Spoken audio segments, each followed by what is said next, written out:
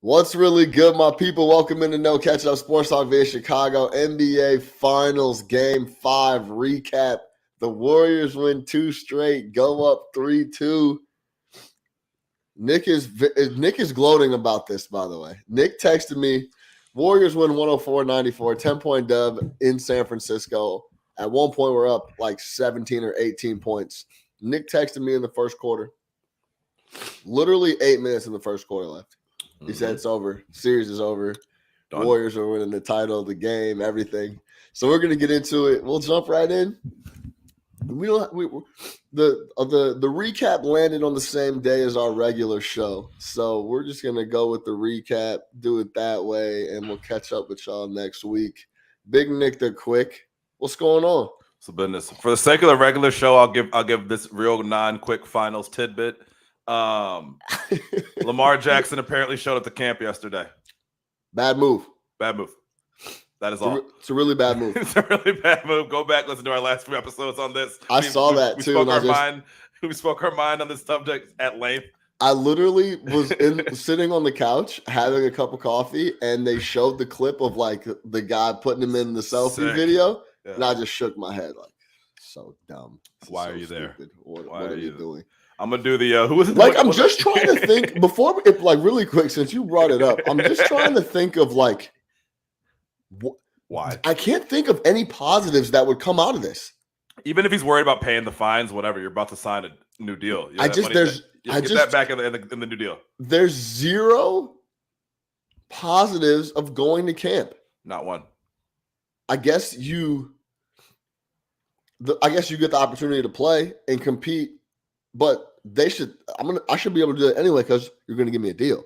Yeah, well, and it makes it the Ravens aren't feeling any pressure either. It's like, oh, he showed up. Cool. Yep. Yeah. Right where we want him, you know? Cool. Yeah.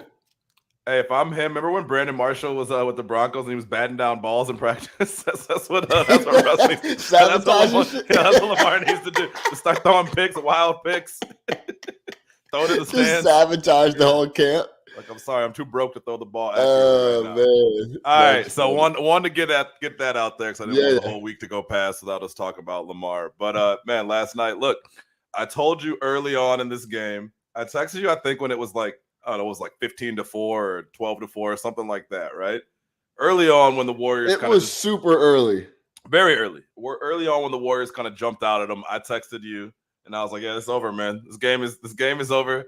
The series is over. I even said it's crazy that Steph has won 4 finals. Because to me, if you were Boston, knowing that you have had colossal struggles in the second half of this game, right? In particular, third quarters, but your last 2 fourths, your fourth in game 4 wasn't great either, right? So you've been getting out on them in the first half of games, and that's really giving you your only opportunity to win, right? You get out on them early, and you hope some crazy shit happens in the second half, like Steph's in foul trouble or Al Horford looks like Larry Bird. Knowing that those things probably aren't going to happen again, it was incredibly important for the Celtics to come out and get up big early in that game, take the crowd out of it, take any energy out of it that Golden State might be able to muster to go on some of these runs that they're eventually able to go on that end up just decapitating you, right? And they didn't do that. They came out flat. I know by the end of the half, it was a tie game going into half, or was it 49-54, 5-point game going into half. So and then the third quarter is where it was real spooky. And then the third quarter, which you think would be advantage Golden State, obviously Boston came out and did their thing. They looked like the Warriors in the third quarter. But man, once that fourth hit, they had absolutely nothing left. It was another disappearing act for Jason Tatum. We've been calling him Harden now. Another disappearing act for Jason Tatum. They scored 5 points during the first 8 minutes of the fourth quarter. Yeah. So at this point, like these aren't outliers. Like this is a trend. This is kind of what they're doing. This is what Tatum is at this point. I don't want to hear any excuses. I know Eder was like, oh, the Brown turnovers were crazy and all this. I don't want to hear all that. He's 2 for 10 in the last fourth quarters. He's hit 2 buckets in the last 2 fourth quarters of games that they have lost in the NBA Finals, right? Before those 2 fourth quarters, they were up 2-1 in this series. They are now down 3-2. Against a team that seems to have it going in the right direction, whereas Boston's still just trying to figure it out. And look, your whole thing was, man, Boston has so many guys, so many juggernauts, man. Oh, they got too many options. Well, all those options have mustered up 97 points in game 4 and 94 points in game 5. So they're not even breaking 100. So I don't want to hear about all these juggernauts that they got because it's a gun with no bullets right now. I don't care how big the gun is, it don't shoot right. And that's what's going on with the Boston Celtics. 2 games back to back in this era of the NBA, and you can't put up 100. You got Tatum, Brown, Smart, Horford. You got all these guys, and you can't score 100. I don't want to hear it. This series is over. It's clear. It was advantage Golden State after game 4. It is very clear advantage Golden State after game 5. I'm just waiting to hear you say it now too. Yeah, the advantage is definitely with the Golden State Warriors right now. They looked lost and in shambles on offense from the tip. Golden State was also playing really good D to start the game as well, but Boston looked more like they just didn't know what to do on offense from the very beginning on every possession. I want to give the listeners a little insight of what we were talking about the other day. And I couldn't get anybody to agree with me. Because, Nick seems to, his opinions sway a lot more than mine game to game. You know what I'm saying? Sway? I've been on the Warriors all day. What did you mean? No. let me finish. Let me get to what I was going to say. So I'm texting the group.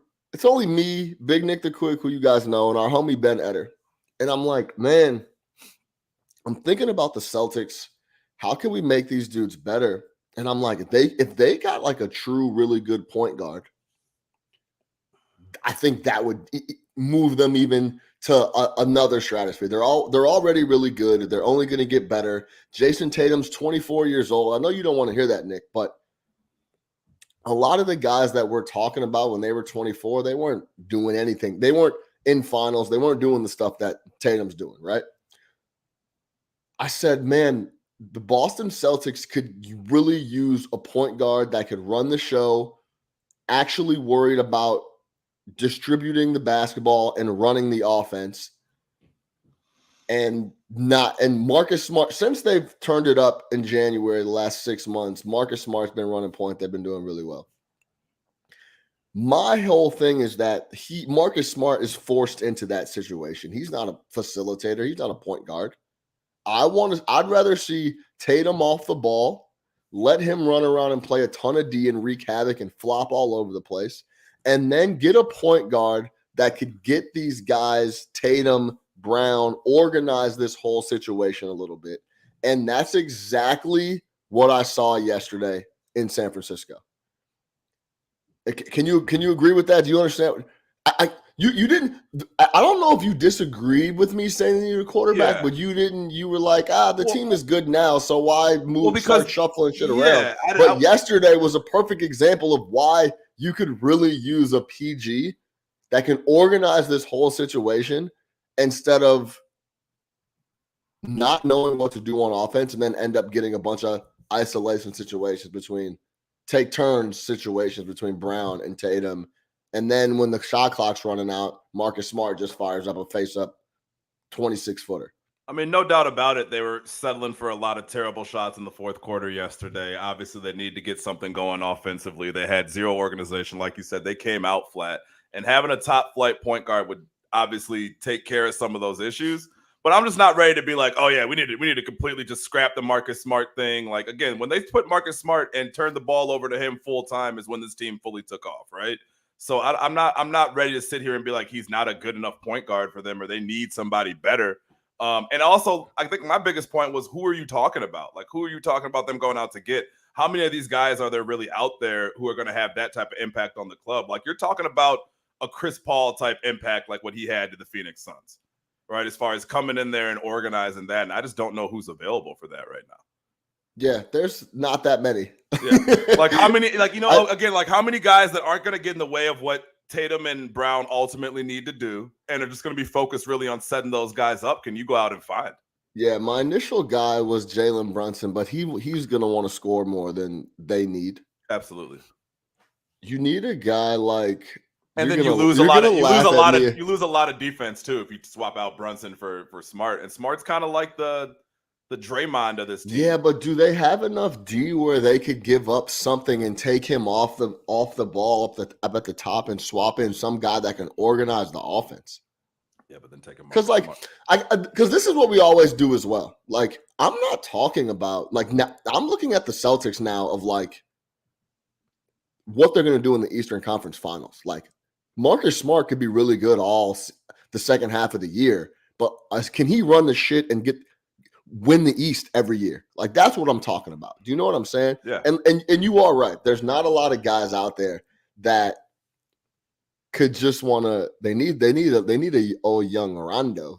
I loved Rajon Rondo so much. I can't even explain to you how much I love him as a PG and as a player and everything about him. But you're 100% right, Nick. They looked unorganized, came out flat, and I've never seen a series with so many streaky like situations. They didn't hit a three the whole first half, and then they hit 8 in a row in the third. And then, like you said, and I tweeted it, they scored 5 points in the first 8 minutes of the fourth quarter. It's like, what is happening? And then if you go back to the first game of the series, you had that Celtics fourth quarter where it was just an explosion of like, these dudes can't miss. I don't know what's going on. So, yeah, I've never seen a series go back and forth like this. Well, and I'll tell you this.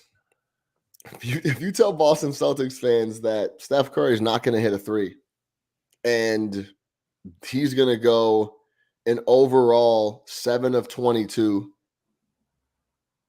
you'd think if you tell me the Golden State Warriors are going to hit 9 from 3. 9 threes. Yeah. As a team in the game, and they score 104 points, Boston's like, oh yeah, that's a W. Yeah, easy. We got it locked in, and that wasn't the case.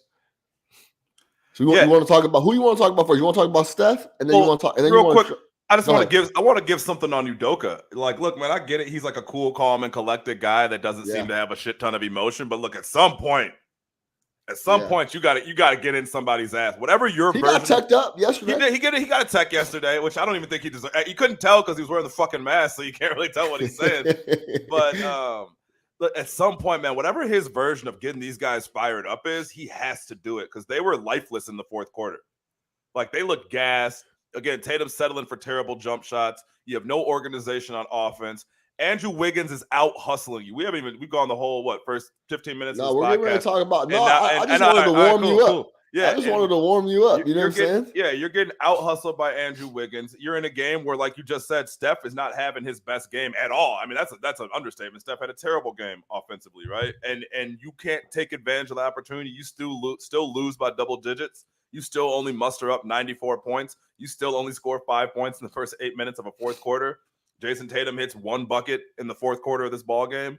Like, come on, man. Like, I think that I can't see a situation in which they are able to win this series. Because I go back to game 1 where they won on fluky shit, and I go to game 3 where they won on fluky Steph foul trouble, right? Go back to that third quarter of game 3. Watch it. Watch when Kerr takes Steph out, and that's when things kind of start to go south for the Warriors, but he has no choice because Steph's sitting on 4 fouls. Outside of that, the Warriors have beat these guys. This is over in Boston. It's a Boston Tea Party. It's over. It's done. It's dusted. There's no confidence left in these boys. Man, I don't know about They can't even score 100 anymore. They couldn't score 100 last time they were at home. I don't think they lose 3 straight. I think they win at home, and then I think they go back to Golden State for game 7. But I think they lose at home. I really do. They lost game 6 at home. Yeah, I mean, they lost the game at home when Steph went ballistic. Yeah. Was it Miami game? And they lost. Game 6 is in Boston versus Miami. Game 6 was in Boston, yeah. I mean, they played.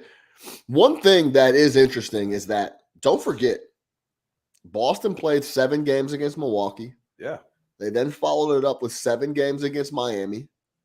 And now they're running deep in the finals. At some point, you're going to have to cash that rest, those extra minutes, and they're going to get tired. And Golden State's going to be a little fresher than them. At some point, that's going to come due. the Well, seven. It's tough to so play three straight let me, 7-game well, series. yeah, cool. I get it. But let's say going into the series, they had played 18 playoff games. It's the equivalent of 3 6-game series. They only played 4 against Brooklyn, then 7 against Miami. Not all series are the same, though. These yeah, are grueling. Those are grueling series. No, I get you. But we're acting like they played 21 games or something like that coming in here. Like they're, I get where you're coming from, but at the same time, man, it's put up or shut up time right now, and they're not doing that. Okay, let's talk. I'm done with excuses. I don't want to make any excuses because there was no excuses at the beginning of the series when after game 1, it's like, oh, Boston's got the clear advantage. I don't want to hear it. And I'm not giving them excuses. I'm just letting you know that it's going to be they're in a tough spot right now. If the Boston Celtics are going to win the championship, they're going to have to play 2 ridiculous games back to back with all while holding Steph Curry and now Andrew Wiggins to a bad game. You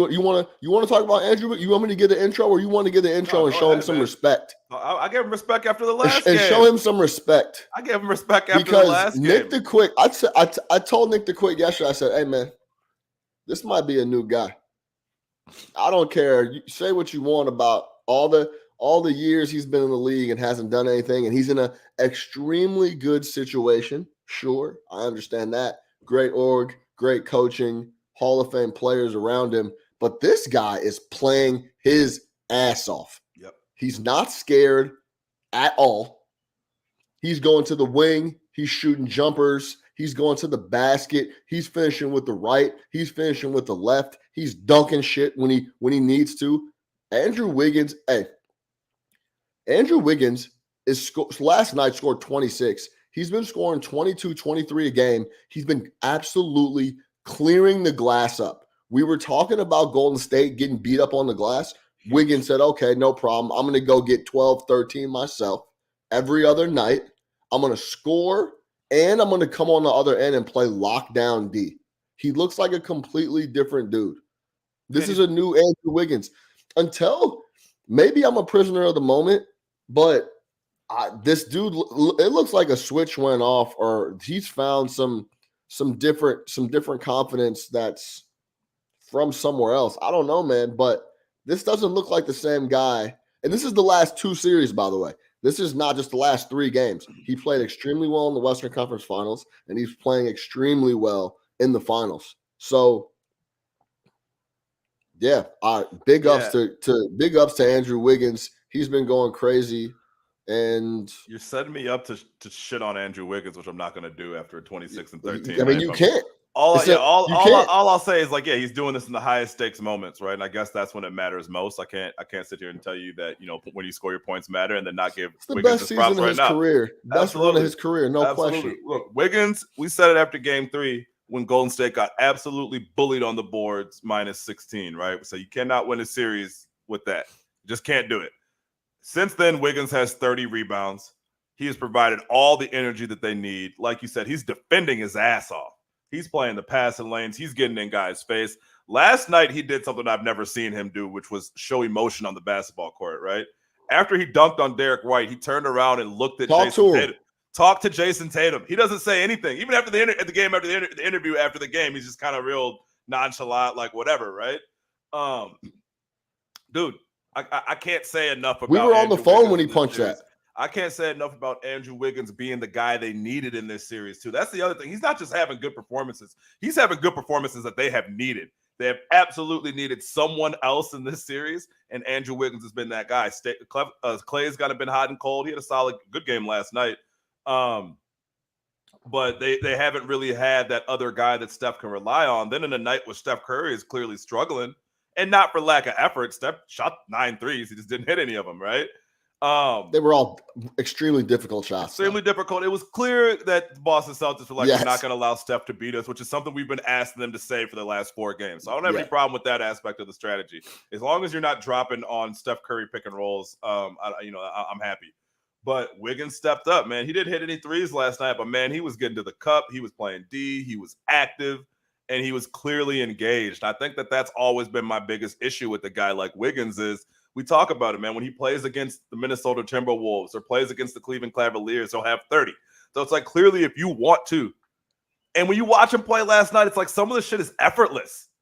It's Yeah, like, yo, bro. quick move here, and it's almost like he's walking to the basket, but he's just that good of an athlete. Man. Number one draft pick type stuff. Like, Yeah, oh, I told this you last guy's- week, if that dude picked up any sport he would have decided to play, he probably would have been fucking awesome. You know what I mean? Because he's just a freak, and just when you move like that, it looks natural, and you don't break a sweat, and you drop 26 and 13, and it's like you're not even tired afterwards because you're that good.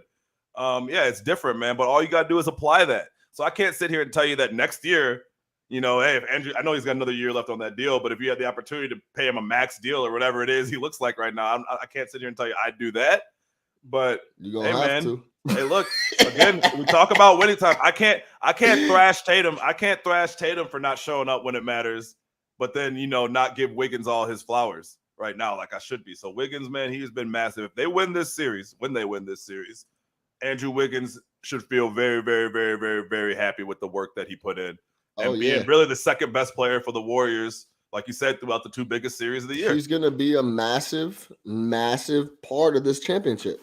Massive. This is not going to be a passenger ring. No. You feel me? If they win the title, this is going to be he's going to have that, a passenger ring, man. We need to do a segment, all-time greatest passenger rings. There's a lot of passenger rings. There's a lot of passenger rings out here, no question. So yeah, that won't be the case for Andrew Wiggins. Gary Payton II, aka Gary Payton Jr., gave us 15 on 6 of 8. Great minutes. Jordan Poole scored 14 in 14 minutes. Love some of the Poole stuff coming out yesterday. He didn't really make that big of an impact. And he had timely buckets. Jordan Poole's, he's throwing up buzzer beaters at half off the glass. Jordan Poole, it seems like he's got to get in the lab this summer.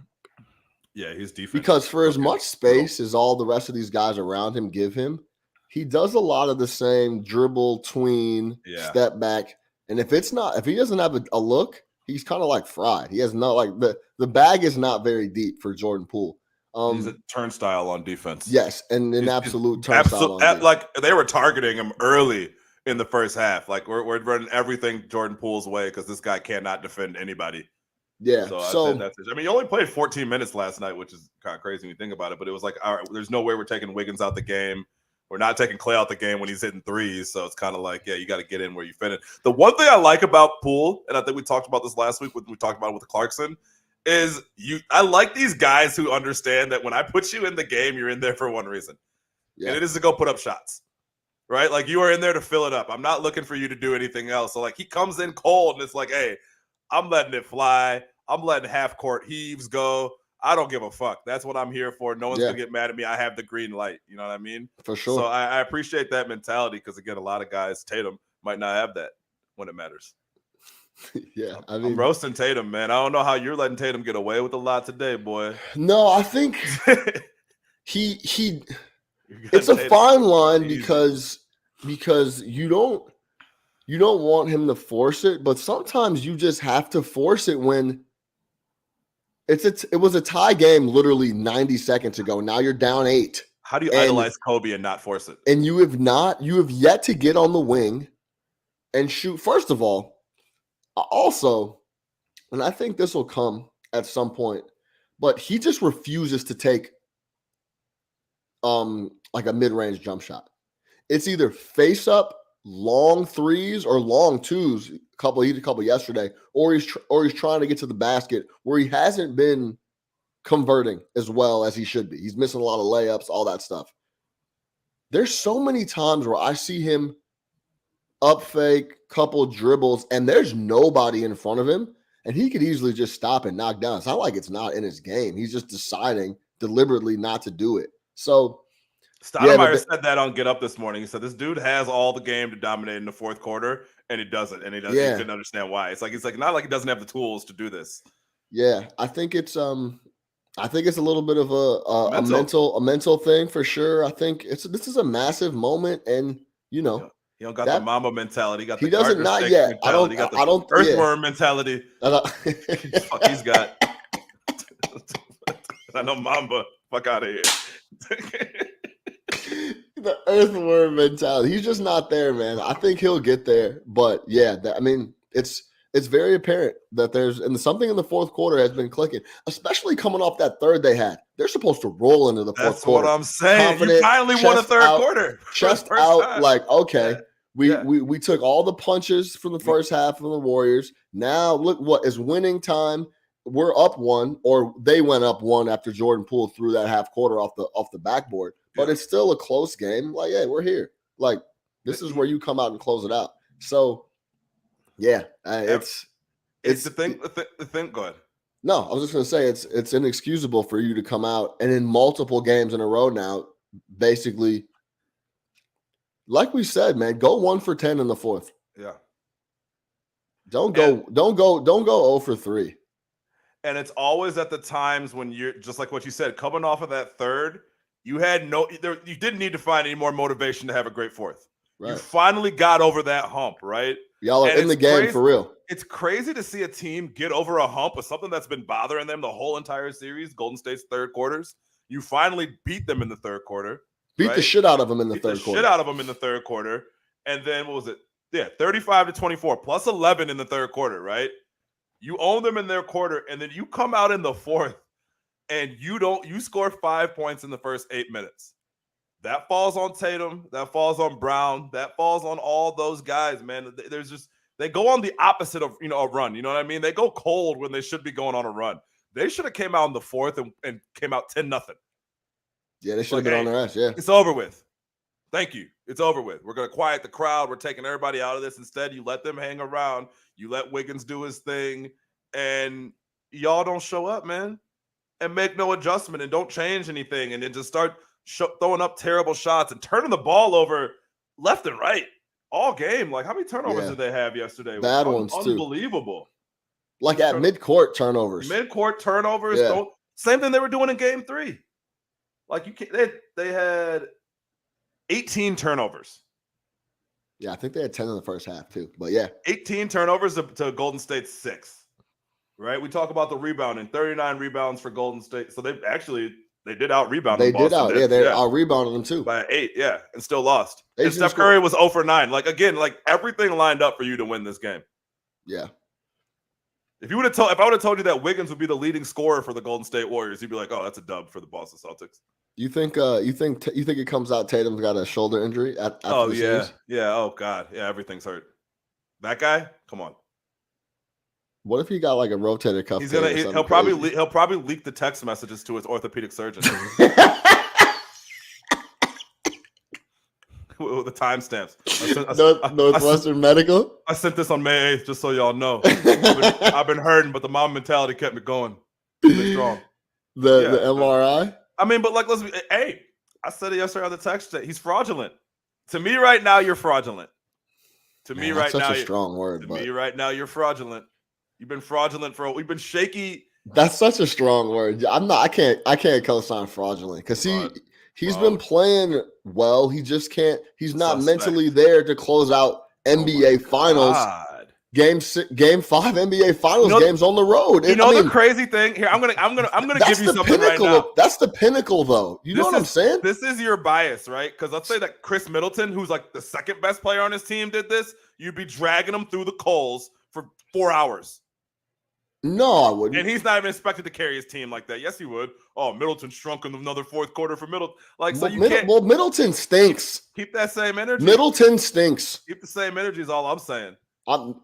I feel like you're very hesitant to tell me how you really feel about Jason Tatum, or maybe I'm tripping. How about maybe I'm overreacting. How about this? Tatum hasn't been showing up in the fourth. Middleton have games he don't show up the whole 48. I can't find him. Great. Don't talk to me about Chris Middleton, man. Don't even get me started. I'll blow the whole podcast up talking about Chris Middleton. I didn't even know he played. Don't get me started on Chris Middleton, man. Anyway, but Money Middleton. I think Tatum will get there where he'll be able to close out fourths and go to his bag and do it. I think this is the pinnacle event of basketball. Game 5 on the road in a hostile environment. We talk about Tatum like he's a rookie. This is his 5th year in the league, man. Like he's still 24 years old. He's only 24, Nick. But he's an old 24. He's a vet. Again, okay, here's the thing. The B24. Don't carry yourself around like you are that guy. Don't share your Kobe text messages. Don't huddle over your Eastern Conference Final Player of the Year. And I'm not even that guy, right? Celebrate all the fuck you want to. I don't really give a damn. All I'm saying is if you're going to pretend, if you want to give the image of being that guy, be that guy when it matters. That guy shows up when that matters. You understand what I'm saying? Certain people can walk around like that because there's no blemishes. There's no stains. You can't say he didn't bring it. You know what I mean? You can't say Steph doesn't bring it. Steph can walk around however the fuck he wants to. KD can walk around. Kawhi Leonard can walk around however the fuck he wants to. And I guess these are more veteran players, but I agree with you. Yeah. And all the guys you just named were like 27, 28 when they were doing all this shit. If you understand what I'm saying. So what I'm getting at is calling him a fraud is extremely too far. He's just not there yet. This is his first finals appearance. He'll be back, I have no doubt, and he'll be better. That's all I'm saying. I would push back on the I have no doubt he'll be back stuff. I think that's what the Oklahoma City Thunder said. Oh, we got a young team. We're on the rise and all that. This shit is not guaranteed. Injuries. This is a team that has had some issues with their mental makeup before. They are melting down on a big stage right now. And the other teams in the East are going to get better. Middleton's back next year. You say what you want to. That's a tougher series that Middleton playing. Brooklyn, maybe if they play some games together, is going to be a threat. Philly might retool some things. So it's not a guarantee that they walk back in here. Of course it's not. I'm not saying that. But I believe. You might never come back. I believe that they'll get back and he'll be better closing out games down the stretch. How many finals have Harden and Westbrook played and combined since that first run with Oklahoma State Thunder? Yeah, 0. Yeah, I understand. It's very difficult to get to the finals. I get it. But you're calling him a fraud. And then that's too strong. That's all I'm saying. You called him a fraud, and that's too far. I think he'll get better. He's playing the championship pedigree Golden State Warriors. All these things that I was saying in the beginning of the fucking series. Now they're God. You talking about me swaying? No. I'm not swaying at all. I picked the Boston Celtics to win before the series started. I flipped and changed my pick and went with the Boston Celtics. My whole point is you call Jason Tatum a fraud. He's not a fraud. He's not there yet mentally in his game to close out the Golden State Warriors on the road in Game 5 of the NBA Finals against Steph, Dre, and the new superstar Andrew Wiggins is what I'm saying. That's all. That's it. That's not a fair statement. I mean, you know what I'm saying? Like, it's like sure. Okay. I just feel like it's just the truth. It's obvious. It's obviously the truth. Here's my thing, man. Like, I just feel like once you anoint a guy as having arrived, which a week ago, 10 days ago, Tatum had been anointed as having arrived. You can't go back on your arrival. He's an all-NBA first-team guy. You're driving down a one-way street at this point. You understand what I'm saying? So you can't back up. You can't turn around and be like, oh, wait, you know what? I'm not quite there yet. You're either there or you're not. And we've ordained him as being there. We've seen the skill, and it's not like it's a fluke. We have seen the skill level. He should be there, right? At this point, 5 years in, right? You've been to Eastern Conference Finals before, and these are 5 long years. He was like, but no. These are 5 long years. He has been through a lot as an NBA player. He's lived through the Kyrie situation. He has had high-profile teammates. He has had deep playoff runs. He has had a ton of success in this league. He is on a maximum contract. Yeah. I don't want to hear it. You either do it or you don't. Being 24 doesn't have anything to do with the fact that maybe I don't know. Of course it does, but I'm not giving these excuses like this. All the guys. Dante, what do you mean he was never slated to be that guy? He was the fucking second pick in the draft. Yeah, he was absolutely was slated to be that guy. He was the second pick in the draft. He went behind Markelle Fultz. He's 6'10". Shout out Markelle. Got his money. The lefty. Money. As long as the check's clear. Shout out Markelle, the lefty. But yeah, I mean, I understand what you're saying. The baseline of my argument is I think they'll be back, and I think he'll be better. He's been poor to close out the game in the fourth quarter. There's absolutely no question. And it's a mental thing. He's Yo, listen. been poor Hey, to bro, close out Nick, the fourth Nick, quarter. Nick. It's been poor. Think about LeBron. What about him? Like how many years did it take for him to be like, yo, I need to start tucking these boys away myself? Did you see the folks that he was playing with? But that's not what we're talking about. We're talking about you being the top tier superstar on your team, and it's winning time, and then you're not. Dog, LeBron didn't turn into that guy till he was what, 28? I mean, am I right? You know how long we argued about LeBron comes up small in big spots in the finals? I mean, like, let's be serious. Miami, we know what happened in that series. He completely disappeared for the whole game.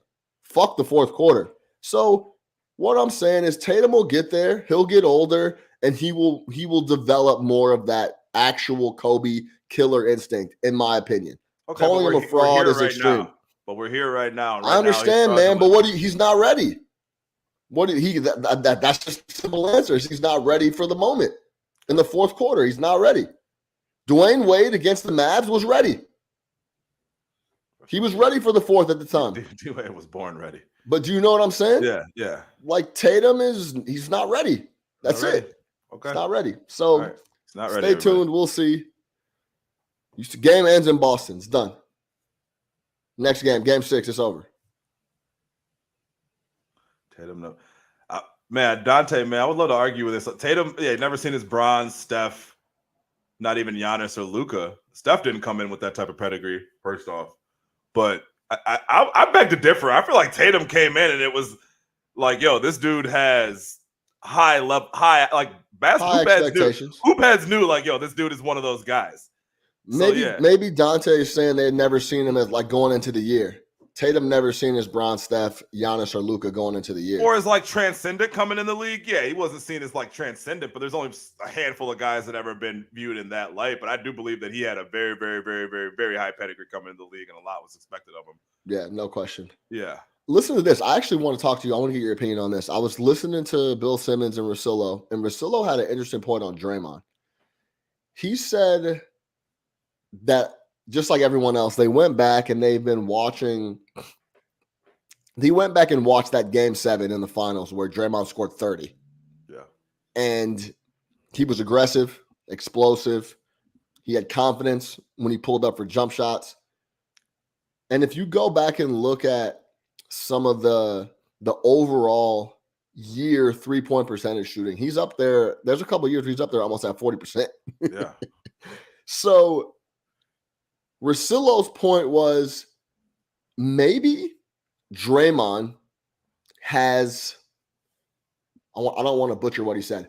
The way Draymond acts the way he acts to cover up like an insecurity because he's not as secure and confident as he was with the ball as he was when he was younger. At some point, it's switched where he doesn't even look at the rim now, and it wasn't like that before. And then him acting the way he does is like a cover up of that.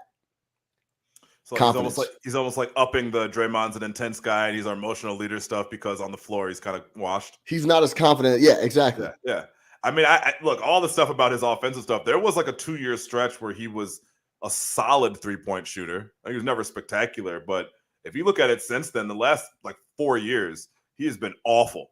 I actually think he shoots like in the 20s. So yeah, I don't deny that. Like watching last night, I really felt like last night he was going out of his way to get a tech. Like we were on the phone talking together. I'm like, what is he doing? It just seems like he's just doing whatever he can to get a tech. And it's like, this is almost over the top. You know what I mean? Sure. It's almost like he knows that everybody's expecting him to do this, so he has to do it.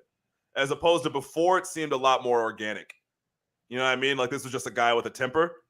And a passionate guy. Now it's just funny, like man. I'm just gonna do shit to do shit. Game 2 happened, and his demeanor is a lot different after that, and all the stuff that came after it, the media, the people asking questions, do people want to directly go at him to get him 2 techs in the first half type thing? It's completely changed. Yeah. All right, man. Steph has a possibility to close out in Boston. Has 4 rings. Biggest thing we talked about before we were on the phone last night, before we went to bed, We said 4 rings. You said 4 rings for Steph if they can get this game in Boston or the next one in Golden State.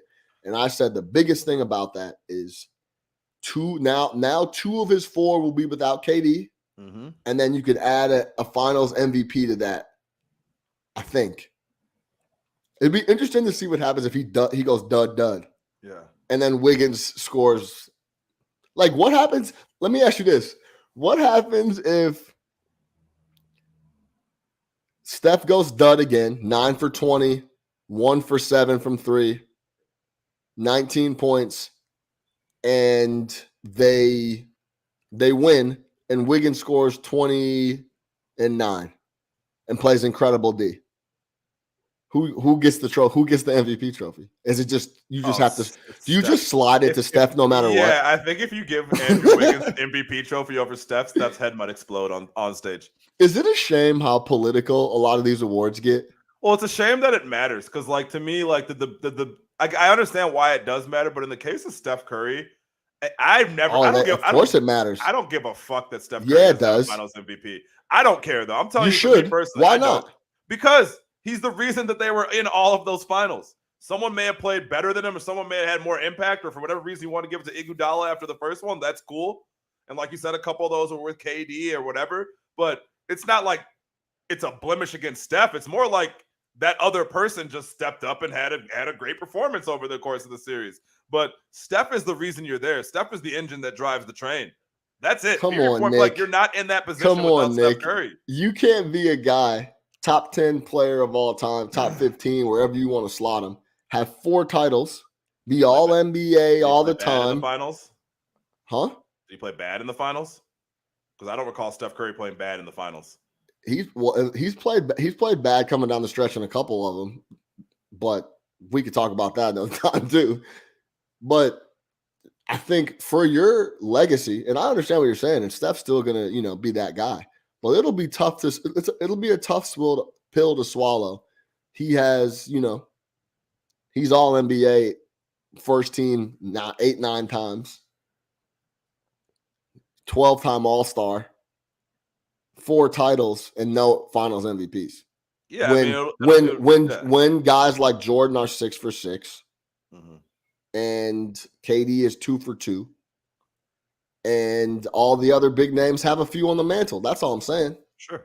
So I hope he gets it. I think he will get it. I think he bounces back and has a good game. But I think the people in such power are gonna try their very best to slide him a Finals MVP. Dude, if Andrew Wiggins is the Finals MVP, it'll be the craziest. Like a guy, yeah. Because I'm telling you, someone will look back on his career and be like, "Wow, Andrew Wiggins had a hell of a career. Number 1 pick." They're like, "Yo, if you watch this dude, championship." It's like you weren't there. You weren't there. But look, man, he deserves it all this year. Hey, like I said, I can't talk about winning time and discredit Andrew Wiggins because clearly in winning time, it's a different guy. They charged him up last night, boys. So look, man, I'm all power to him. If he wins the Finals MVP, I think that'd be incredible. But I got Steph. Iguodala shouldn't have won that first one. I'll go ahead. No, he shouldn't have. It'll be interesting to see how Steph comes out off a W, but a dud. Yeah. And how he comes out in Boston. I'm interested to see.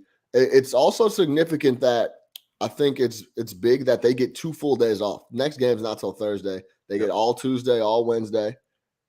My guess is they're traveling this morning. Yeah.